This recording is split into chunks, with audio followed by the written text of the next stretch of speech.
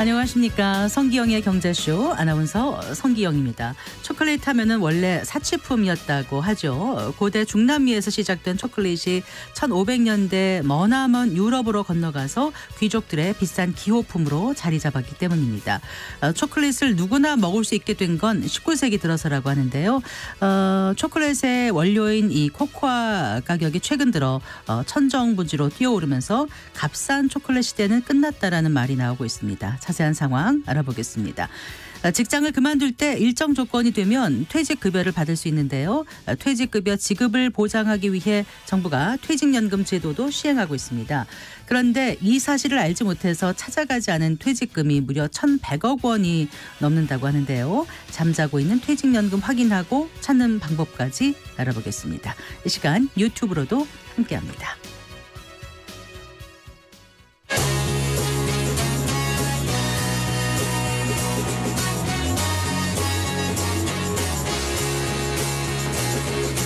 경제 시야를 넓혀드립니다.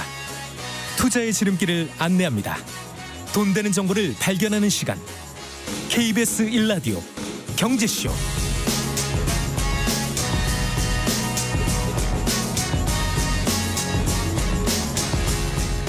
먼저 오늘의 주요 경제 뉴스부터 살펴보겠습니다. 경제 뉴스 브리핑 손석구 경제평론가와 함께합니다. 어서 나오십시오. 네, 안녕하세요. 안녕하세요. 의대 중원 둘러싸고 정부와 의사단체의 날선 대립이 이어지고 있습니다.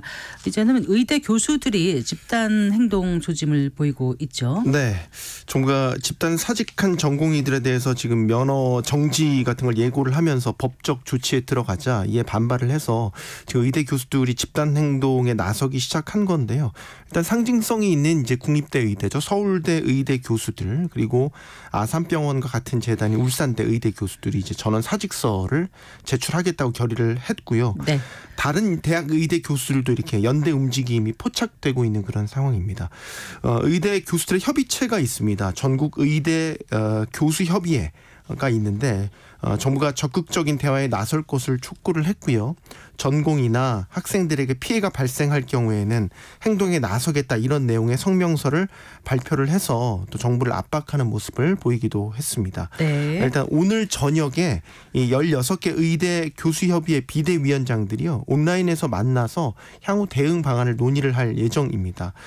이 자리에서 사실상 의대 교수들의 어떤 집단 행동이 가시화될지 이 여부가 판가름 날 것으로 보이는데요. 네. 지금 전공의들에 이어서 교수들마저 만약에 집단 행동에 나선다면 의료 현장의 공백과 혼란은 아마도 최고조에 달할 것이라는 우려가 커지고 그렇겠죠. 있죠. 그런데 이런 가운데 그 서울대 의대 교수들이 정부에 중재안을 제시했더라고요. 네, 서울대 의대 또 서울대병원 교수협의회 비상대책위원회가요 오늘 국회 소통관에서 기자회견을 열었습니다. 대책위가 제안한 내용은 이렇습니다. 의대 증원 1년간 일단 유예하자. 네. 그리고 뭐 정부, 여당, 야당 그리고 국민을 대표하는 단체까지 다 포함해서 협의체를 구성하자라는 제안이었고요. 네. 여기에서 이제 그 눈에 띄는 게 의대 증원 1년 유예를 제안한 거잖아요. 네. 이거는 이제 1년간 공신력 있는 기관의 평가를 받아보고 이를 통해서 증원 숫자를 결정하자라는 제안입니다. 현재 강대강 대치 속에서 해결 방안이 일단 보이지 않고 있으니까 양측이 한 발씩 물러나서 협상의 물꼬를 터보자 이런 제안으로 보이거든요. 일단 정부나 의협에서 이를 수용할지는 아직까지는 알 수 없는 그런 상황입니다. 네. 자, 비트코인 얘기를 좀 해볼까요? 네. 가격이 밤새 큰 폭으로 또 뛰었다면서요? 네. 비트코인 가격이요 밤사이에 이제 달러화 기준으로 봤었을 때 72,000달러를 넘어서요 사상 최고치를 다시 갈아치웠고요. 이에 따라서 이제 비트코인 전체 시가총액을 한번 계산을 해보니까 네. 1조 4,070억 달러, 그러니까 1조 4천억 달러대를 넘어선 거죠. 그래서 은의 시가총액, 귀금속인 은의 시가총액이 1조 3,880억 달러였는데 이를 넘어섰습니다. 네. 그래서 전체 여러 투자 자산들 가운데서는 시총 순위로 따지면 8위로 올라서게 된 거고요. 지금 7위가 구글의 모회사 알파벳입니다. 뭐 아시겠지만 알파벳은 세계적인 빅테크 기업 중에 하나죠. 시총이 이제 1조 6,880억 달러인데 네. 지금 비트코인이 지금과 같은 가격의 상승세가 계속된다면 이것도 역전할 수 있다 이런 전망이 나오고 있고요. 전체 투자 자산 가운데서 이제 시총 1위는 금이 굳건하게 1위를 지키고 있는데 네. 14조 6,640억 달러. 이제 비트코인이 금 시총을 역전하려면 현재 가격이 10배가 넘어야 한다는 계산이 나오는데 여기까지 가기에는 뭐 아직 멀었죠. 네, 72,000달러가 우리 돈으로 9,435만 6천 원이네요. 이제 우리 그 한화 기준으로는 이제 1억 원을 훌쩍 넘어섰는데 네. 여기 또 이제 김치 프리미엄이 네. 작용하기 때문에 이런 것입니다. 그 영국에서 비트코인 상품이 승인될 것이라는 소식도 전해졌어요. 네, 그러니까 바로 그 소식이 이제 비트코인 가격이 어떻게 보면 껑충 뛰게 된 배경이 되기도 했죠. 영국 금융감독청이었습니다. 영국 금융감독청이 가상화폐 기반의 상장 지수 증권, 이거는 이제 ETF가 아니고요, ETN이라고 합니다. 네. ETN을 이제 거래할 수 있도록 해달라는 거래소의 요청에 대해서 반대하지 않겠다, 이런 발표를 했습니다.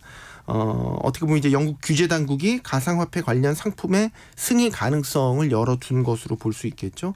당연히 투자자들이 이를 호재로 받아들이고 있고요. 네. ETN이라는 게 이제 똑같습니다. 어떻게 보면 기초자산의 수익률을 추정하도록 설계된 파생 금융 상품인데 그 상장 지수 펀드, 우리 ETF와 비슷합니다. 주식 시장에 상장돼서 거래되는 것도 같긴 한데 발행사가 달라요. ETF는 자산운용사가 발행하는 거고 네. ETN은 증권사가 발행하는 상품이라는 차이가 있고요. 네. 영국 금융감독청의 발표에 이어서 런던 증권거래소도요, 오는 2분기부터 비트코인과 이더리움 같은 이런 그 기초 상품을 자산으로 하는 ETN의 상장 신청을 받겠다라고 이렇게 밝히면서 영국에서 이제 금융 ETF와 같은 이런 금융 상품 승인에 대한 기대감이 커지고 있는 그런 상황입니다. 네. 자, 어제 금융당국이 홍콩 ELS 그 배상 기준 발표했지 않습니까? 네. 그런데 오늘 또 김주현 금융위원장이 그 배상에 대한 얘기를 하면서 은행에 뭐 강력한 경고를 날렸다고 하는데 이게 무슨 내용입니까? 이제 김주현 금융위원장이 이제 오늘 오전에 한 행사장에 참석한 뒤에 나오는 자리에서 기자들과 좀 만났거든요. 네네. 이 자리에서 홍콩 ELS 배상과 관련해서 왜 배임 문제가 나오는지 모르겠다, 이해할 수 없다, 이런 말을 했어요. 네. 근데 이제 배임 문제라는 게 사실 금감원이 어제 배상 기준을 내놨지만 그 전부터 사실 좀 갑론을박이 있었던 이슈거든요. 네. 즉 금감원이 제시한 배상 기준을 받아들여서 은행들이 자율적인 배상안을 마련해서 피해자들에게 보상을 해라, 이런 방안을 지금 추진을 하고 있는 거거든요. 네. 그런데 이제 은행들 입장에서 이 배상안, 그러니까 자율 배상안이 자칫 이게 배임이 될 가능성을 우려하고 있다라는 거죠. 그러니까 은행과 투자자 사이에 법적인 잘잘못이 가려지지 않은 상황에서 금융당국이 제시한 배상안을 받아들여서 자율 배상을 실시할 경우에는 네. 이게 자칫 주주들에게 돌아갈 수 있는 이익을 침해할 수 있다라는 논리가 되는 거죠. 네. 그래서 여기에 대해서도 은행들은 관련 법적인 어떤 검토 역시 진행 중인 것으로 알려지고 있고요. 근데 여기에 대해서 이제 김 위원장이 얘기를 한 건 피해자들이 결국 이런 사안에 대해서 다 소송을 통해서 법원에서 시시비비를 가릴 수는 없는 상황인 거고, 그래서 금감원에서 나름대로 합리적인 기준을 만든 것 아니겠냐, 이런 점을 강조를 하고 있거든요. 그러니까 김 위원장의 발언들을 전체적으로 해석을 해보면 은행들이 자칫 배임이라는 걸 이유로 배상에 소극적이거나 혹은 시간을 끄는 이런 행동에 나설 것을 좀 사전에 차단하고 은행에 경고 메시지를 날린 것이다, 이런 해석이 나오고 있어요. 그런데 지금 계속해서 나오고 있는 거는 은행들이 자율 배상안을 이제 마련을 하면 이게 또 이사회를 통과를 해야 되거든요. 네. 이사회를 통과하는 절차가 쉽지 않을 것이다라는 전망이 나오고 있고, 어제 나왔지만 절반은 이 판매사인 은행의 책임, 네. 또 나머지 절반은 투자자들의 상황에 따라서 이제 네. 늘리거나 줄이거나 그렇게 할 수 말씀해 있도록 주셨죠. 설계를 했지 않습니까? 네. 그래서 이론적으로는 하나도 배상을 하지 않을 수도 있고 네. 100% 다 피해 금액에 대한 배상을 할 수도 있단 말이죠. 그러니까 은행들 입장에서는 정말로 법적으로 시시비비를 제대로 따지지 않으면 이게 자칫 자기네들 이사회를 통과하지 못할 수도 있고, 네. 이런 아까 말했던 배임 관련된 이슈가 또 불거질 수도 있다, 이런 점을 얘기를 하고 있는데 네. 이건 바라보는 측면에 따라서 정말로 달라질 수 있을 것 같아요. 네. 네. 예전에 그 파생금융 상품 DLF 때는 네. 네. 상품 자체에 대한 오류가 크다고 봤기 때문에 기본적인 배상 비율도 좀 높게 설정이 됐었거든요. 네. 근데 이제 ELF 자체는 상품도 오래됐어요. 그러니까 홍콩 H 지수 ELF가 문제가 되긴 했지만 다른 기초 자산들을 지수로 한 그런 ELF 상품들이 많이 보편. DLF요, ELS요. ELF. 네. 죄송합니다. ELS를 말씀드리는 겁니다. ELS의 경우에는 이제 다른 자산을 기초로 한 상품들도 많이 나와 있기 때문에 상품 자체에 대한 오류는 뭐 높지 않다라고 보고 있는 거거든요. 그래서 아마 이 배임 이슈는 계속해서 배상안이 마련되는 내내 좀 논란이 될 소지가 있다고 봅니다. 네. 잘 들었습니다. 고맙습니다. 네, 고맙습니다. 경제뉴스 브리핑 손석우 경제평론가와 함께했습니다.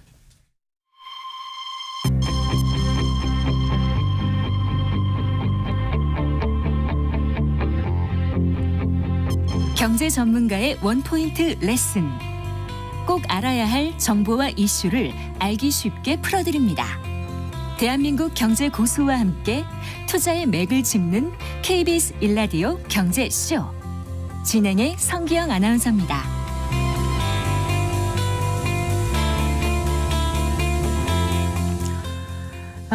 초콜릿으로 유명한 미국 제과 업체죠. 허쉬가 최근 실적을 발표했습니다. 이날 가장 많이 쏟아진 질문은 바로 초콜릿의 재료인 코코아 가격에 관해서였는데요. 업체 측은 이제 코코아 가격이 역사적인 수준에 도달했다면서 초콜릿 가격 인상을 예고했습니다. 자, 코코아 가격이 그럼 얼마나 오른 건지, 그렇다면 다른 원자재 시장은 괜찮은 건지 알아보겠습니다. 안동후 US 스탁 이사 스튜디오에 모셨습니다. 반갑습니다. 네, 안녕하세요. 안녕하세요. 네. 값싼 초콜릿 시대는 이제 끝났다. 네. 이런 말까지 나오더라고요. 네. 도대체 이 코코아 가격이 얼마나 올랐습니까? 네, 이게 도매 가격으로 일단 먼저 말씀드리면은 2월 전에 평균 가격이 킬로그램당 약 4.4달러였는데요. 네. 이게 전년 대비 67% 정도 오른 가격이고요.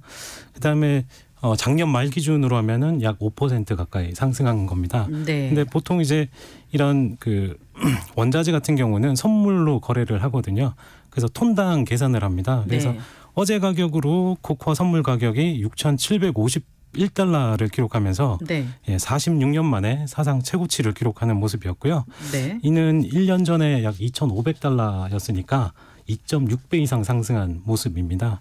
그리고 네. 이걸 뭐 한 2000년대로 돌리면은 650달러였거든요. 상당히 많이 오른 가격이고 네. 최근에는 7,000달러는 그냥 기본적으로 이제 예상을 하는 바이고 네. 톤당 10,000달러까지도 갈 수 있다. 이렇게 지금 예상하고 있습니다. 네. 뭐 금융위기 이후 한 15년 동안 톤당 한 2,500달러 안팎이었다고 네. 하는데 10,000달러 만약에 간다면 네. 거의 4배나 오르는 거잖아요. 그렇죠. 네. 이렇게 급등하는 원인은 어디 있다고 보세요? 네, 일단 여러 가지가 있지만 일단 선물 시장 쪽에서는 단기적으로 헤지펀드가 이제 개입이 좀 됐습니다. 네. 그러면서 이 헤지펀드라는 것이 이제 투기적으로 그 자금이 들어오는 것이잖아요. 그러다 보니까 여기가 들어오면서 한 달 만에 32%가 급등하는 모습을 보였고요. 네. 이쪽으로 자금이 약 87억 달러가 들어오는 모습이었습니다. 네. 그리고 또 하나는 이제 코코아 작물의 이제 자체 요인인데요. 여기가 그 이상 기후가 발생하면서 이 비가 또 그 이상 기후 때문에 비가 너무 많이 오면은 나무가 썩거든요. 네. 그 병 이름 이제 검은 꼬투리병이라고 해서 이 코트디부아르나 뭐 가나 이쪽에 그 병이 창궐하면서 전년에 그 35%가 공급량이 급감하는 모습을 보이면서 가격을 또 끌어올리는 모습이었죠. 네, 그러니까 곰팡이 감염병인 검은 꼬투리병으로 네. 이제 그 생산량도 줄어든 데다가 네. 가격을 오를 걸 예상한 헤지펀드들이 들어오면서 네. 정말 그 코코아 선물 시장에서 가격이 아주 급등하고 있는 건데 네. 선물 현황 조금 더 살펴볼까요? 네, 일단 이 가격이 이제 2,500달러에서 작년에 4,200달러까지 오르는 동안 네. 가격이 올라가니까 그 초콜릿을 이제 도매로 들어오거나 초콜릿 기업들이 네. 이 가격 인상분을 그 선물 시장에서 해지를 하기 위해서 선물을 매수를 합니다. 그래서 작년에 이제 선물 매수를 하는 구간에서 가격이 많이 올랐잖아요. 2,500에서 4,200만 가도 많이 올랐는데, 이미, 네. 네. 그러다 보니까 보통 그 선물을 해지하는 기간이 한 9개월 정도 얘들이 해지를 하는데 네. 너무 오르다 보니까 이제 조정이 좀 들어가겠지 하고 기간을 줄입니다. 6개월로 줄이다 보니까 네. 그러면서 올해 전망이 또 안 좋다는 게 나오고 그러니까 가격이 올라가기 시작하니까 네. 여기에 헤지 펀드가 들어왔죠. 그러니까 가격이 올라가니 이 또 초콜릿 기업 입장에서는 이걸 원상대로 9개월로 이제 그 해치 기간을 늘리기 위해서 선물을 또 추가로 매수하게 된 거죠. 네. 투기 펀드가 매수하고 원래 해치하려는 세력도 매수하다 보니까 네. 갑자기 4,200에서 6,500까지 다이렉트로 급등하게 되는 그런 모습을 보였습니다. 네, 그렇군요. 네. 그 코트디부아르하고 가나가 세계 1, 2위 코코아 산지죠. 네, 서아프리카에 있는 네. 거로 알고 있는데 아까 말씀하신 그 검은 꼬투리병? 네, 꼬투리병. 네. 네, 그런 곰팡이병이 있으면 네. 병충해가 문제라면은 이제 좀 뭐 물론 작황을 좋게 하기 위해서 몸엔 안 좋을지 모르지만 네. 어쨌든 그 살충제를 쓰거나 네. 사전적으로 예방할 수 있는 그런 방법을 못 쓰는 건가요? 근데 이제 이게 구조적으로 이제 문제가 조금 있습니다. 이게 코코아라는 게 이렇게 대규모 농장이나 기업이 하질 않고요. 대부분 가난한 농부들이 합니다. 아. 네, 이게 이제 뭐 역사적 배경도 있고 이런데요. 이 역사적 배경에 그 코트디부아르의 그 프랑스 식민지였는데 그 당시에 그 대통령이 이 코코아 농부 출신입니다. 네. 그러다 보니까 이분이 또 잘하는 게 그거다 보니 전 국민들을 좀 잘 살리기 위해서 네. 대부분 그 뭐 살림도 내주고 땅도 내주면서 코코아 재배를 이제 육성을 시킨 거죠. 권장한 거군요. 네. 네. 그러면서 이제 그 가격에 있어서 뭐 어느 정도 혜택이 있다 보니까 소득이 좀 올라왔지만 그래도 그 되게 영세했거든요. 네. 그러다 보니까 이 사람들이 코코아 나무를 제때제때 새로 심지를 못한 겁니다. 하루하루 먹고 살기가 힘들다 보니까 네. 거기에 이제 앞서 말했던 그 살충제나 비료 같은 거를 제때제때 사지 못하면서 이 나무가 지금 현재 25년 됐습니다. 아. 네, 그게 보통 이제 25년이 넘어가면은 병충해나 너무 그러니까 나이가 든 나무가 좀 되다 보니까 취약하니까 생산성도 생산성이 떨어지고. 떨어지는 네. 그런 모습이 지금 악순환되는 그런 상황이라고 보시면 그럼 될 것 다시 같고. 나무를 심어야 되는 건가요, 원래? 네, 그래서 2000년대에 그 원래 심어야 되는데 네. 그거를 그 당시 이후로 중단을 하는 그런 모습이었기 때문에 네. 지금까지 이뤄졌다고 보시면 될 것 같습니다. 아, 어찌 보면 약간 좀 예고는 돼 있었던 것 같아요. 네. 네. 그런데 농부들 수입은 어때요? 이거 저기 이제 작황이 안 좋으면 네. 자기들 수입도 줄어들 테니까 네. 그래도 어떻게라도 좀 뭐 병충해 막기 위해서 뭔가 살충제라도 뿌리고 그렇게 해야 될 텐데 네. 그거조차 안 할 정도면 수입이 좋지 않은 건가요? 네, 일단 간단하게 이제 설명을 드리면 초콜릿바 하나 팔면은 네. 5%가 이제 농부한테 돌아가는데요. 그 금액이 좀 적죠, 많이. 네. 그래서 이게 킬로그램당 약 그 2022년에는 네. 1.2달러가 수입이었습니다. 그리고 그 23년부터 해서 지금까지 1.6달러를 버는 거거든요. 아. 하루에 수입이 1.6달러니까. 그럼 코코아 콩을 1kg를 네. 자기가 수확을 하면 네. 받는 게 네. 1.2달러고 네. 지금은 1.6달러다. 네, 네. 그게 또 올라서 이런 거죠. 아, 그렇군요. 네. 근데 코코아 가격이 오르는 게 또 네. 다른 이유는 또 뭐가 있습니까? 그러니까 이게 지금 수입은 이렇게 안 좋은 상황인데. 수입이 안 좋은데 가격이 또 올라가는 이유는 뭐 이상기후가 가장 크고요. 네. 그다음에 또 하나는 그 환율. 환율이요. 네, 여기서 이제 물가하고 환율하고 좀 비교해 보시면 좋을 것 같은데요. 이게 지금 앞서 말했듯이 그 달러로 1.6달러지 않습니까? 그런데 이 현지 통화는 네. 그 가격을 인상분을 반영시켜 줬습니다. 그 반영을 시켜주면서 농부한테 이제 들어오는 수입이 많은데 네. 그런데 이걸 그 달러로 환산하면은 이쪽 지역의 환율이 상당히 그 가치가 하락하면서 네. 달러 환산으로 하면은 오히려 손해가 되는 그런 모습을 보이게 되는 것이었죠. 그러니까 가나 같은 경우가 네. 그 달러당 3.9세디에서 네.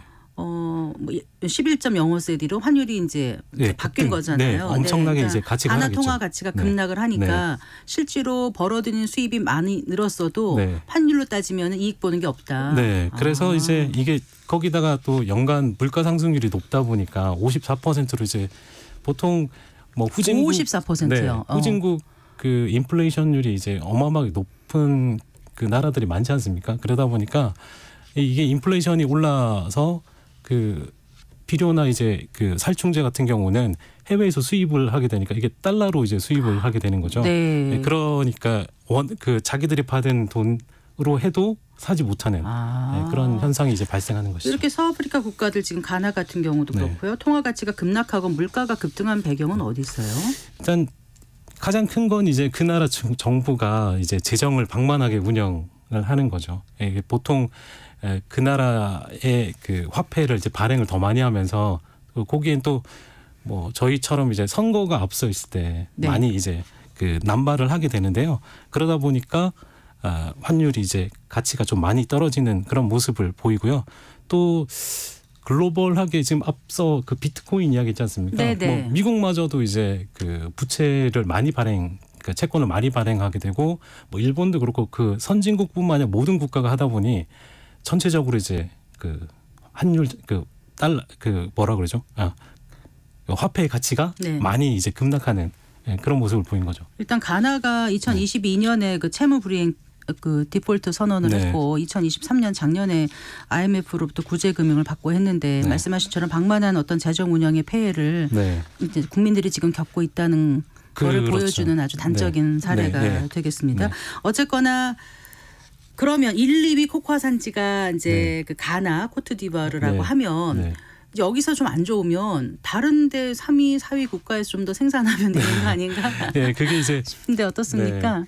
그 코코아 생산지가 거의 이제 그 커피 생산지와 그 위치가 비슷합니다. 그러니까 네. 적도 기준으로 그 위아래로 한 20km 정도. 네, 네. 그 지역이 그러니까 열대 지역이지 않습니까? 그러다 보니까 생산하는 국가도 좀 제한적이고요. 네. 그 가운데 이제 뭐 그 75%가 이제 그 전체 디부아르하고 뭐 그 아까 가나 포함해서 네, 이제 네. 그쪽인데 그 다음이 인도네시아입니다. 아. 네, 인도네시아인데 이 인도네시아도 마찬가지로 그 소농의 그 농부들이 네. 이 코코아를 생산을 합니다. 그래서 이게 거의 95%가 이제 영세 농업인이다 보니까 네. 여기도 똑같이 적용받아서 낮은 임금이 낮고요. 네. 기후 변화에 그 따른 작황도 안 좋아서 여기서도 이제 생산량을 못 늘렸고 거기도 나무가 또 고령화됐나 보죠. 그런 그 악순환이 됐고 그나마 그 남미 쪽 예. 남미 쪽이 그나마 조금 이제 올라오긴 하는데 거기는 생산량이 여기에 뭐 절대적으로 못 미치다 보니까 네. 현재까지 이 어려운 상황에 이제 처해졌다고 보시면 될 것 같습니다. 네. 자, 그래요. 이렇게 서아프리카 지역의 코코아 공급은 이제 줄어들고 있고 가격은 급등하고 있는데 네. 그러면 이제 수요를 좀 살펴봤으면 좋겠습니다. 네, 사실 뭐 다크 초콜릿은 몸에 좋다 이래가지고 먹는 분들도 계시고, 네. 네, 초콜릿 수요가 늘어났나요? 어때요? 네, 지난 30년 동안 그렇게 많이 늘었다고 할 수는 없지만 한 그 2배 정도. 오, 30년간 두 배. 그 2배 이상 이제 늘었는데 예. 이게 그 커피하고 좀 비교를 해보면은 커피 같은 경우는 저희도 보시면 길거리를 가다가 커피 매장이 뭐 하나 건너 하나에 있지 않습니까? 근데 커피 공화국이라고 네. 할 정도로. 그 네. 초콜릿 전문점 보기가 어렵지 않습니까? 뭐 어디 이렇게 그렇긴 매장 하죠. 큰 네. 데나 뭐 백화점 들어가야지 보이기도 하고 그만큼 수요가 생각보다 아주 많지는 않다. 그 초콜릿을 하는 쪽 그 초콜릿을 실제 생산하는 기업이 좀 더 이쪽으로 치우치지 소비자한테 직접으로 이제 제공되는 부분에 있어서는 그렇게 많지는 않지만 네. 그러다 보니까 1인당 그 초콜릿 소비량을 비교해봐도 유럽하고 미국이 상당히 높고요. 네. 아시아 지역은 상당히 적습니다. 그래서 뭐 1위 나라가 이제 스위스인데요. 스위스가 11.8kg로 상당히 많이 소비를 하고요. 네. 미국이 9kg, 네. 그다음에 독일이 5.8, 뭐 이 정도고요. 그 한국은 700g입니다. 아마 그 2월 14일 날 많이 소비하지 않을까 싶긴 한데. 3월 14일. 네. 네. 그래서 이 중국은 아직 200g 정도로 네. 인구가 뭐 좀 수요가 많이 늘어나려면은 중국 시장이 또 많이 열려야 되지 않을까 싶습니다. 그러면 일단 수요 공급 차원에서 볼 때는 30년간 2배고 네. 사실 그렇게까지 많이 먹는 게 아니면 네. 그렇게 가격이 또 그 소매가는 많이 오르지 않을 거라고 봐야 돼요. 어떻게 보시는 거예요? 그게 그래서 작년까지는 이제 초콜릿 기업들이 가격을 이제 파워 프라이싱을 가격 전가를 했을 때 그게 먹혔는데요. 네. 그 하반기 들어가면서 가격을 올렸더니 그 매출이 떨어졌습니다. 네. 예, 그러면서 이 초콜릿 기업들이 이제 다른 전략을 쓰기 시작한 거죠. 작년에 어떻게요? 뭐 국내에서처럼 김 한 장 빼듯이 네. 네. 김 한 장 빼듯이 이제 여기도 초콜릿 그 크기를 줄이거나 네. 아니면은 거기에다가 이제 뭐 그 견과류나 네. 아니면 이제 캐러멜을 좀 더 넣거나 그게 더 맛있지 않나요? 좀 더 달긴 하죠. 네. 그리고 또 하나는 이제 그 초콜릿 사이에 그 네. 크런치 같은 경우 이제 거기에 에어 포켓이라고 좀 비어 있잖아요. 구멍이, 네네. 예. 그걸 더 크게 하거나 아. 네, 그런 식으로 해서 많이 이제 그 초콜릿 비중을 좀 낮추기도 하고요. 네. 또 그 도넛에 이제 초콜릿을 그 전체를 이렇게 그 담갔다. 코팅을 했다면 네. 반만 하거나 뭐 이런 식으로 네 하고 있습니다. 네. 네. 어쨌건 우리나라 업체들은 영향을 받을 것 같죠. 네. 그런 식으로 좀 제품의 그 상태도 좀 바꿔서 만들어야 될 예, 것 같고. 국내도 그 좀 아직까지는 뭐 이렇게 줄였다는 이야기는 안 나오지만은 네. 거기에 대비를 하고 있다고 좀 하고 있습니다. 그 뭐 가나 초콜릿 같은 경우가 네. 이게 그 상표명이 이제 가나다 보니까 네. 가나산 예, 그래서 카카오 빈을 네, 넣어야 예, 되는데 예, 그걸 넣어야 되는데 지금 원가가 올라가지만 아직까지는 안 하고 있지만 이제 뭐 어떻게든 좀 줄여야 되지 않을까 하는 생각도 듭니다. 네. 자, 그러면 지금 네. 이제 코코아 가격 상승이 물가에는 어떤 영향을 줄까 하면 당장에 큰 영향을 미치지 않을 것 같기도 하다는 생각이 드는데 어떻게 보세요? 그 당장은 그런데요. 네. 여기 카카오 그 가격을 올린 절대적인 원인은 네. 이상 기후죠. 그러다 보니까 다른 원자재에도 영향을 전체적으로 주고 있습니다. 예. 그러다 보니까 아마 이 초콜릿뿐만 아니라 커피도 지금 예상하기로 향후에 한 35% 잘하면은 생산량이 감소할 수 있다고. 잘하면이 아니죠. 잘못하면. 네. 잘못하면요. 네. 네. 네. 그렇죠. 그리고, 그래서 네. 그렇게 해서 이제 잠재적으로 인플레이션을 올릴 가능성이 꽤 많죠. 그리고 작년에 또 이제 이상 기후로 했던 게 오렌지 주스도 그렇고 네. 전체적으로 올리브 오일도 그렇고요. 설탕도 그렇고. 네, 설탕도 많이 올랐었죠. 네. 그래서 가격을 계속 끌어올릴 걸로 보여지고 있습니다. 이 코코아 부족 사태를 해결할 방안은 당장 보이지는 않는 것 같아요. 어떻게 보십니까? 네, 이사님? 이게 장기적으로 해결을 해야 되는 부분인데 진짜 뭐 나무를 다시 심어야 되는 게 가장 큰 거고요. 그럼 또 나무를 잘 심으려면 돈이 필요한데 네. 이게 좀 어려운 상황이죠. 그래서 앞서 이제 소농 되게 영세농들이 하다 보니까 이런 부분에 있어서 뭐 국내 어떤 협동조합 형태로 이렇게 만들어주면 좋지 않을까. 가격 그 협상력이 생기잖아요. 네. 한 예로 이제 그 커피 같은 경우는 보통 톤당 한 1,000만 원 이상 그 거래가 되거든요. 네. 그러면 이제 커피처럼 그 파워 그 가격을 이제 전가할 수 있는 어느 정도 이제 그 마진을 제공할 수 있는 협상력을 생기려면은 좀 협동조합이나 아니면 농장 형태로 이제 운영이 돼야지 좀 되는 부분이 있는데 네. 그게 또 쉽지 않은 게 지금 그 EU 규제가 있습니다. 그 산림 벌채법이라는 게 있다면서요? 네, 이게 있어가지고 이게 2024년 이제 말부터 이제 시행을 하려고 하는데 네. 어떻게 보면 이상 기후는 유럽이 만들고요. 그 손해는 그 되게 가난한 나라가 이제 받게 되는 이상한 구조가 되어 있는 상태입니다. 그래서 이게 뭐냐면은 그 기후 변화에 대한 그 완충 역할 지대, 즉 열대 우림 지역에서 이 벌채한 땅에서 네. 이 생산된 만약에 벌채를 해서 거기다 심어가지고 원자재를 생산하게 되면 그걸 금지하거나 거기에 이제 벌금을 매기겠다는 내용입니다. 네, 그렇군요. 네. 자, 그런데 지금 이제 코코아도 코코아지만 천연 고무 생산량도 줄어들고 있다면서요? 네, 이것도 마찬가지 코코아하고 상당히 비슷합니다. 여기가 그러니까 네. 천연 고무하고 코코아가 거의 이제 그 일부 국가에 유지되어 있죠. 그 열대 우림 지역에 코코아 고무나무가 있듯이 코코아도 그렇거든요. 그래서 두 개가 생산이 과점화되어 있습니다. 이렇게 네. 뭉쳐져 있고요. 또 하나는 이제 병충해로 인한 생산 차질도 똑같습니다. 네. 똑같고 그다음에 농부들도 여기도 열악한 구조로 되어 있고요. 네. 그러다 보니까 뭐 비료 살충제 이런 게 또 안 되고 그러다 보니까 이 그 둘 사이에서 왔다 갔다 할 수는 있지만 여기서 다른 쪽으로 또 작물 전환은 또 어려운 상황입니다. 그래서 네. 또 고무도 마찬가지로 EU 산림벌채법에 적용을 받습니다. 아, 그렇군요. 네. 자 그러면 지금 카카오나 고무뿐만 아니라 네.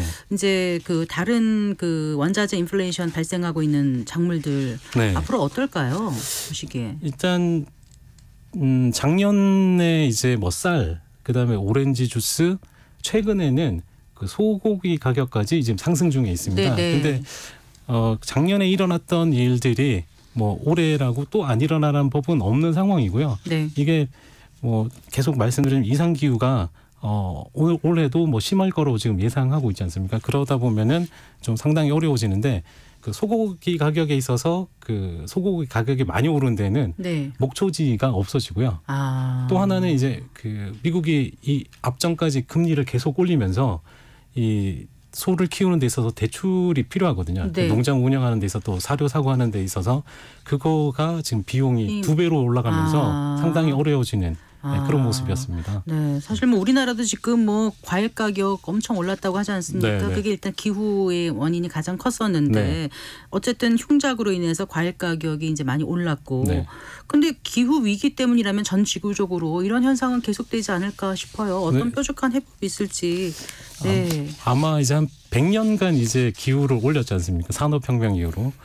그러면은 뭐 기술 발전으로 해서 100년은 아니더라도 좀 장기적인 그 기후 이상 현상을 완화시키기 위한 뭐 이산화탄소 배출을 줄이는 그런 장기적인 뭐 국가별로 전략이 있어야 아마 되지 않을까.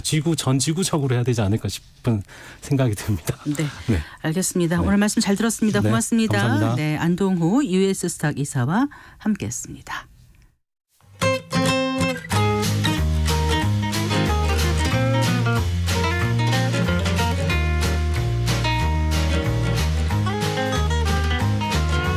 경제 맛집 투자 핫플. 지금은 돈 벌기 딱 좋은 시간. KBS 1라디오 경제쇼.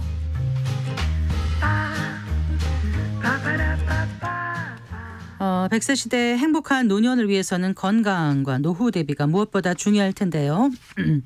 은퇴 이후 노후 자금 마련을 위한 돈 관리 계획 오늘도 구체적으로 세워보겠습니다. 미래에셋 투자와 연금센터의 김동엽 상무 스튜디오에 모셨습니다. 반갑습니다. 네, 반갑습니다. 자, 오늘 퇴직급여에 대해서 말씀해 주신다고요? 네, 맞습니다. 네. 퇴직급여 하면은 퇴직금이지 이렇게 생각하시는 네. 분들이 대다수일 것 같고. 뭐 급여라는 말 쓰면은 이제 월급이 이제 또 헷갈리시는 분들인데 그래도- 퇴직할 때 받는 급여라고 생각하시면 되고요. 네. 퇴직급여의 종류는 크게 보면 일시금으로 받는 퇴직금하고 네. 연금 형태로 받을 수 있는 퇴직연금 두 종류가 있습니다. 네. 그거를 이제 현재 법에서는 다 허용하고 있다고 보시면 될 것 그럼 같습니다. 대부분 근로를 오래 하면 퇴직급여를 받게 되겠지라고 생각할 텐데 일단 퇴직급여가 이제 어떤 성격으로 애초에 이제 만들어진 건지 좀 말씀해 주세요. 법적인 성격을 조금 볼 필요가 있는데 퇴직급여에 대해서는 크게 세 가지 설이 있어요. 세 가지 설을 하면 또 뭐가 세 가지냐 물어보실 텐데 첫 번째는 공로보상설이 있습니다. 이게 뭐냐면 당신이 이 회사에서 일하면서 오랜 기간 일하면서 상당한 공로를 했으니 네. 회사 입장에서 퇴직하는 시점에 거기에 대한 대가로 은혜적인 급부로 그냥 주는 거예요. 이렇게 보시는 게 이제 공로보상설. 네. 이거는 이제 어떻게 보면 회사가 근로자한테 증여하는 형태가 되는 거예요. 임금의 성격을 가진 건 아니고 그렇다고 보시면 되고요. 두 번째는 이제 생활보장설이 있는데 네.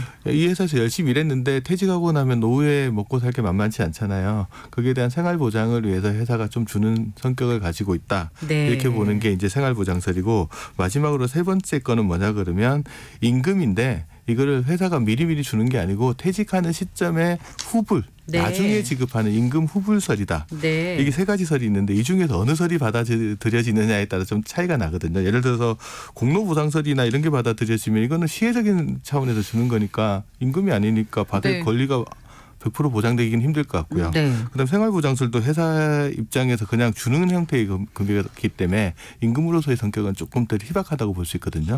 그런데 현재 대법원에서는 판례로 뭘 보고 있냐 그러면 이건 임금을 나중에 지급하는 후불 임금의 성격을 가지고 있다라고 판례를 내리고 있어요. 네. 그러니까 근로자 입장에서 내가 일한 대가로 받는 건데 그러니까 재직할 때 받는 게 아니고 퇴직하는 시점에 수령하는 것뿐이다. 그러니까 받을 권리가 있는 거죠. 네. 그래서 우리는 어떻게 보고 있다고요? 그러니까 지금 현재로는 후불적 임금으로 보고 있다. 네. 그렇게 이제 판례는 그렇게 보고 있고 그래서 이제 퇴직금을 나중에 회사가 안 주거나 그러면 근로자 입장에 그걸 청구해서 받을 권리가 분명히 있는 거죠. 자, 그러면 퇴직한 근로자는 모두 퇴직급여를 받을 수 있는가?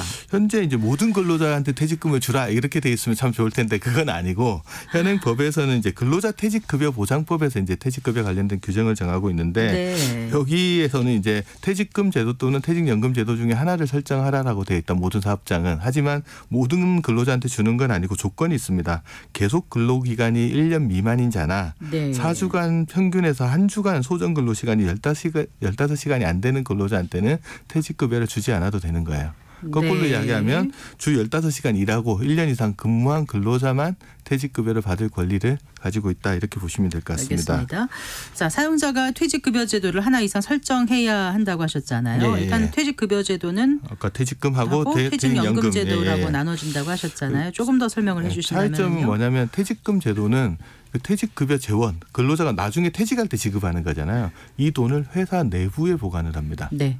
그러면 다시 말해서 회사가 근로자가 퇴직하기 전에 재정적인 문제가 생겨서 도산을 하거나 폐업을 하는 경우에 근로자가 그 돈을 100% 수령하지 못할 위험이 상존해 있다라고 보시면 될 것 같아요. 네네. 그래서 이런 문제가 생길 거에 대비해서 그러면 그 돈을 회사 내부에 두지 말고 회사 바깥에 빼놓고 다른 금융회사나 이런 데 맡겨놓으면 회사가 문제가 생기더라도 근로자가 퇴직급여를 받는데 문제가 없지 않겠냐. 네. 그런 취지로 도입된 게 퇴직연금 제도라고 보시면 됩니다. 그래서 네. 근로자 입장에서는 퇴직급여에 대한 수급권 보장 차원에서 보면 퇴직금 제도보다는 퇴직연금 제도를 가지고 있는 회사가 조금 더 안전하다 이렇게 보실 수 있을 것 같습니다. 자, 그러면 퇴직연금에 가입하지 않은 근로자는 회사가 부도가 나거나 폐업하면 퇴직급여를 못 받는 건가요? 일단 거기에 대해서 못 받을 가능성이 되게 높은데 그럴 가능성이 높기 때문에 보장 장치를 또 조금 마련을 해둬야 될 거 아니야 정부 입장에서. 네. 그렇게 만들어진 제도가 뭐냐면 임금 채권 보장 제도라는 게 있습니다. 아. 이건 뭐냐 그러면 갑자기 회사가 도산하거나 폐업을 하게 되면 근로자 입장에 퇴직금 어디 받아야 될지 모르잖아요. 네. 그때에 대비해서 사용주가 주지 못하는 거를 정부가 대신 지급하도록 만들어 놓은 게 임금채권보장법이라는 법이 있습니다. 그 법에 의해서 주는 게 임금채권보장제도에 대한 건데 이거 어떻게 되느냐 그러면 먼저 이것도 재원이 필요하잖아요. 그래서 사업주가 임금채권보장기금이라는 데 가입을 해요. 그래서 돈을 좀 내서 쌓아놓고 되면 만약에 문제가 생겼을 때는 정부가 이 돈을 대신 지급을 하고 네. 그다음에 지급을 했으니까 사업주한테 구상권을 청구해서 받는 형태로 되어 있습니다. 이때 임금이나 퇴직금을 대신 지급한 거를 우리가 대지급금 또는 네. 채당금이라고 하거든요. 네. 이거 언제 그러면 대지급금이나 이런 걸 청구할 수 있냐 해서 근로자 입장에서 첫 번째 회사가 회생 절차에 들어간 경우 네. 그다음에 이제 파산 선고 결정이 있었던 경우 아니면 고용노동부 장관이 미지급 임금이나 퇴직금, 휴업수당을 지급할 능력이 없다라고 인정하는 경우 이런 그렇군요. 경우에는 이제 대지급금을 달라, 채당금을 달라라고 이제 청구를 할 수는 있습니다. 그럼 이건 모든 사업장에 적용되나요? 현재 모든 사업장이 적용이 되기는 하는데 그러면 내가 오랜 기간 일했을 때 못 받은 퇴직급여를 다 받을 수 있냐? 그건 아닙니다. 이거 법으로 보장하고 있는 건 어디까지 보장해 주냐면 임금인 경우에는 최종 3개월 임금. 네. 그리고 퇴직금인 경우에는 최종 3년간의 급여만을 보장받을 수 있기 때문에 그래요. 내가 3년 이상 일하신 분은 이걸로 인해서 다 받을 수는 없는 거죠. 네. 그래서 완전한 제도는 아니고 그래도 그나마 최소 이 정도까지는 보장해 주는 보완 장치 정도로 보시는 게 네. 좋을 것 같습니다. 네, 그렇군요. 자, 그러면 이제 말씀 들어보니까 근로자 입장에서는 퇴직연금 제도에 가입해야 좀 더 완벽하게 퇴직급여 수급권을 보장받을 수 있는 거네요. 그렇죠. 이제 회사 내부에 두는 것보다는 회사 바깥에 두고 있어야지 좀 더 안전하게 보장을 받을 수 있는데 이게 도입률이 생각보다는 높지 않습니다. 퇴직연금 제도를 도입한 게 2005년도 12월 달 정도 되거든요. 네. 통계청이 2022년 말에 마지막에 내놓은 통계를 한번 보면 현재 42만 8천 개 사업장이 가입을 하고 있는데 네. 이게 전체 도입 대상 사업장의 한 27% 정도 됩니다. 그 4곳 중에 1곳 정도만 가입을 하고 있다라는 계산이 나오는데 네. 이게 뭐가 문제냐 그러면 사업장 규모별로 봤을 때 정작 필요한 데가 덜 가입하고 있어요. 예를 들면 사업장 규모로 봤을 때 300인 이상 사업자, 이거 대기업이라고 하는데 여기는 도입률이 한 91.9% 정도 됩니다. 퇴직연금으로. 상대적으로 여기는 좀 안전하잖아요. 그래서 부도가 네. 나거나 폐업이 난리에 상대적으로 좀 적기 때문에 뭐 상대적으로 좀 그런 안전한 편인데도 도입률이 91.9%인데 30인 미만 사업장. 네. 우리 영세 사업장이잖아요. 여기는 도입률이 23.7%밖에 안 됩니다. 사실상 이쪽이 조금 더 위험할 수 있고 퇴직연금을 도입을 해서 돈을 외부에 맡겨놓고 문제가 생길 때 대비를 해야 될 준비의 필요성도 훨씬 더 높은데 좀 상대적으로 이 부분이 조금 수급권 보호가 안 된다. 영세 사업장에 이 부분이 좀 이슈가 되는 부분들이 있습니다.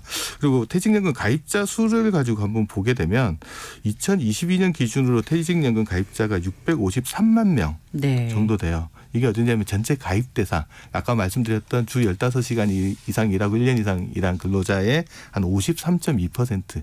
그러니까 절반 정도가 퇴직연금에 가입하고 있다 이렇게 보시면 될 것 같습니다. 그런데요, 그 퇴직연금 제도를 시행하고 있는 사업장에서 근로자들이 이제 퇴직하면서 찾아가지 않은 퇴직연금 적립금이 네. 1,100억 원이 넘는다라는 그 발표가 나왔잖아요. 이 많은 돈을 왜 안 찾아가지? 그렇죠. 이제 이런 생각이 퇴직연금제도 들었어요. 기껏 도입했어요. 그래서 회사 바깥에다 빼놓고 이제 보관을 하고 있는데 그 돈은 이제 근로자가 이제 청구하면 찾아갈 수 있는 돈인데도 안 찾아가고 있는 돈이 지난 3월 4일 고용노동부 발표 자료를 보면 이게 1,106억 원 정도 된다라고 합니다. 네. 그리고 원인은 뭘까라고 하면 첫 번째는 자기 회사가 퇴직연금 제도를 도입하고 있다는 사실 자체를 잘 모르는 경우도 있어요. 그러면 그 돈이 회사 외부 금융기관에 있는지 없는지도 잘 파악을 못 하시는 분이 분명히 있을 수 있죠. 그런데 퇴직할 때 이거 가입은 안 한다 하더라도 내 퇴직금 안 줘요라고 물어보지 않나 보죠? 물어보지는 않는데 회사가 갑자기 부도가 나거나 폐업이 처리가 되면 이걸 물어볼 때가 만만치가 않잖아요. 그렇겠네요. 일단 당장 네. 그런 부분이 있고 그다음에 퇴직연금 제도에 가입하고 있다는 사실을 알고 있음에도 불구하고 원래대로는 퇴직할 때 회사에서 금융회사에다가 퇴직금 근로자 주세요 이렇게 요청을 하거든요. 네. 근데 회사가 갑자기 부도가 나버리면 그 일을 해줄 사람이 없잖아요. 그러다 보니까 어떻게 청구하는지를 몰라서 못 찾아가시는 분들도 꽤 있다. 네. 그래서 이제 전체적으로 봤을 때 안 찾아가신 분들이 한 6만 8천 명 좀 넘게 되는 걸로 나오고 있습니다. 혹시 자신이 퇴직연금에 가입했다는 사실을 모르는 경우도 꽤 있을 것 같아요. 일단 의외로 많습니다. 제가 현장에 나가서 물어보면 당신 퇴직급여 제도 종류가 뭡니까 물어보면 쭈뭇쭈뭇하면서 대답 못하시는 분들이 꽤 많습니다. 그분들이 그래요? 대부분 어떤 분이냐면 퇴직연금에 아예 가입하고 있지 않거나 DB형 퇴직연금에 가입하고 있는 경우들이 꽤 많아요. 네. 이게 왜 그러냐 그러면 DB면은 확정 급여형. 그러면 네. 퇴직연금은 크게 보면은 DB형, DC형, 기업형 IRP라고 한 세 종류가 있는데 네. 퇴직급여 재원을 회사 바깥에 보관하고 있잖아요. 그 돈을 누가 운영하냐 그러면 회사가 직접 운영을 하고 그다음에 퇴직자한테는 그냥 계산 공식에 따라서 정해진 급여를 주게 되면 네. 근로자 입장에서는 이게 내가 가입했는지 안 했는지 관여를 전화하지 않으니까 모르잖아요. 확정 급여형 제도 같은 경우. 네. 그런 경우에 부도가 나가거나 이렇게 되면은 내 돈이 어디 있지? 퇴직금이 어디 있지 모르는 경우들이 생길 가능성들이 그렇군요. DB형은 좀 많고요. 네. DC형 제도는 상대적으로 자기가 DC형 퇴직연금 가입자는 자기 계좌가 하나 있습니다. 퇴직 계좌가. 그럼 1년을 일하면 자기 1년간 연간 임금액의 12분의 1 이상을 회사가 거기다가 넣어줍니다. 네. 그리고 거기다가 어떻게 운영할지 스스로 운영 지시를 하거든요. 네. 그렇게 되면은 자기 계좌가 있다는 사실도 분명히 알고 있고 그 특히 진짜 무관심한 사람 아니라고 하면 어느 금융회사에 있는 것도 알 수 있죠. 그러니까 청구 절차를 잘 모르는 경우가 아니면 이분들은 대부분 찾아가시는데 그렇다고 하더라도 상당수 안 찾아가는 경우도 꽤 있는 것 같기는 합니다. 그 기업형 IRP는 이건 어떤 제도죠? DC형 제도랑 거의 유사하다고 보는데 네. 10인 미만 사업장은 규모가 너무 영세하잖아요. 이분들이 퇴직연금 제도 도입하라고 그러면 퇴직연금 규약 작성하고 신청서 쓰고 하면 절차가 너무 번거로워요. 그래서 10인 미만 사업장은 그냥 IRP라고 하는 퇴직연금 가입자 계좌를 근로자 전원이 가입하는 것만으로 네. 퇴직연금을 도입한 것처럼 해줍니다. 그러면 제도적으로는 DC형 퇴직연금을 하고 거의 유사하다고 보시면 되고요. 이 계좌에다가 근로자가 1년 일할 때마다 사용자는 12분의 1, 연간 임금의 12분의 1, 한 달치 급여 정도를 거기다가 넣어주고 운영한다는 점에서는 DC형 제도랑 똑같다 보시면 되고 근로자 입장에서는 자기 계좌가 있다는 사실을 상대적으로 좀 더 자세히 인지하고 있겠죠. 12분의 1이면은 무슨 뭐 상여나든가 이런 거 다 포함해서 12분의 1. 상여 중에는 들어가는 것도 있고 안 들어가는 것도 있습니다. 네. 예를 들면은 상여 중에서 그냥 정기적으로 나오는 상여금은 퇴직금 계산에 포함이 되는 거고요. 네. 그렇지 않고 일반적으로는 일 잘했으니까 너만 주겠다. 아니면 너네 부서만 주겠다 이러는 인센티브 같은 것들은 포함 안 되는 경우가 많습니다. 12분의 1이라는 건 세전을 말씀하시는 그렇죠. 거죠? 세전 네. 임금액에 총급여액. 예, DB형과 DC형 중에서 그러면 찾아가지 않은 그 미청구 그 퇴직연금 적립금이 어느 쪽이 더 많던가요? 아무래도 이제 DB형이 조금은 더 많은 것 같습니다. 네. 그래서 전체 아까 전에 1,106억 원 정도 된다고 했는데 네. 그중에서 DB형 적립금이 한 543억 정도 돼서 한 절반 가까이 되는 걸로 나옵니다. 반면 이제 DC형 퇴직연금 적립금은 한 491억 정도, 기업형 IRP에 적립된 돈은 한 71억 원 정도 돼서 이런 순서대로 거의 DB형이 조금 더 많은 순서인데 사업장으로 보게 되면 DB형이 조금 두드러집니다. 그래서 21,330개 사업장이 미청구 사업장이 있는데 이 중에 11,000개 좀 넘는 게 DB형이라고 보시면 되고요. DC형은 한 8,000개 정도, 기업형 IRP가 한 2,194개 정도 된다라고 보시면 될 것 같아요.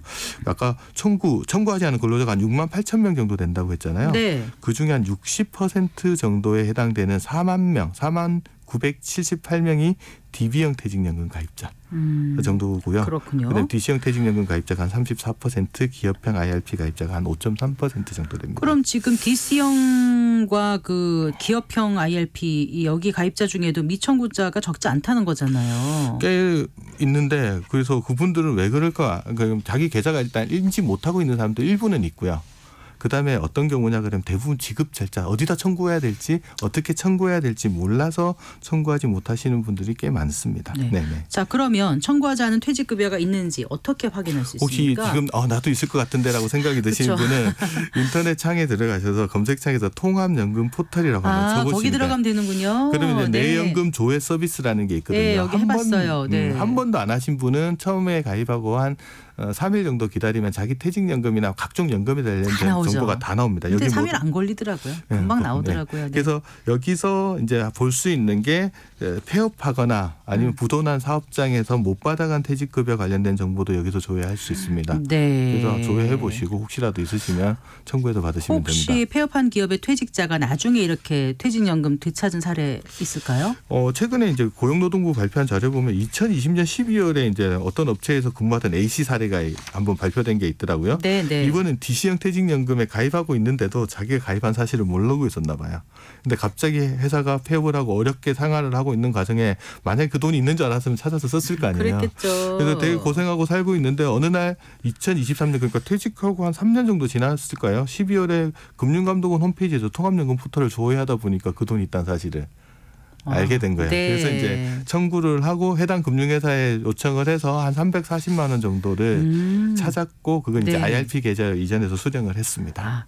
그러면 지금 말씀하신 그 통합연금 포털 외에 다른 방법으로 미청구 퇴직연금 확인할 수 있는 방법은 없나요? 현재는 이제 금융회사가 폐업 기업이나 폐업 기업 근로자들한테 우편이나 SMS 같은 걸로 알려주고 있기는 한데 네.